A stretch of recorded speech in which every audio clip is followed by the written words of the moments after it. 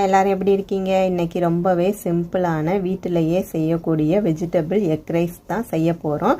என் சேனலில் சப்ஸ்கிரைப் பண்ணாதவங்க சப்ஸ்கிரைப் பண்ணிடுங்க. வாங்க வீடியோக்குள்ளே போகலாம். இப்போ 150 கிராம் பாஸ்மதி ரைஸ் எடுத்திருக்கேன். அதை நல்லா 3/4 வேக்காடில் உதிரியாக வடித்து வச்சுருக்கேன். இப்போ ஒரு பாத்திரத்தை அடுப்பில் வச்சுட்டு கொஞ்சமாக எண்ணெய் விட்டு 2 முட்டையை உடச்சி ஊற்றி முட்டைக்கு தேவையான அளவு மட்டுமே உப்பு போட்டு நல்லா கிளறி முட்டை நல்லா வெந்துடணும். இந்த அளவுக்கு வெந்ததுக்கு அப்புறமா அதை உரமாக வச்சுருங்க. இப்போ ரைஸ் கலர்றதுக்கு ஒரு பாத்திரம் வச்சு அதில் கொஞ்சமாக எண்ணெய் விட்டுக்கலாம். எண்ணெய் நல்லா காஞ்சதுக்கு அப்புறமா கொஞ்சமாக முருங்கை பீன்ஸு, கொஞ்சமாக கேரட்டு, இது ரெண்டையும் போட்டு நல்லா வதக்கிடுங்க.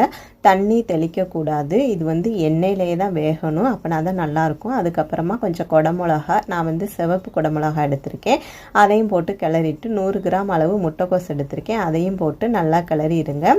நல்லா கிளறினதுக்கப்புறமா காய்க்கு தேவையான அளவு உப்பு போட்டுக்கோங்க. கொஞ்சமாக மல்லித்தூள், கொஞ்சமாக கரம் மசாலா தூள், கொஞ்சமாக மிளகாய்த்தூள், கொஞ்சம் சாட் மசாலா பொடி, கொஞ்சமாக பெப்பர் தூள், இதை மட்டும் போட்டு நல்லா கிளறிடுங்க.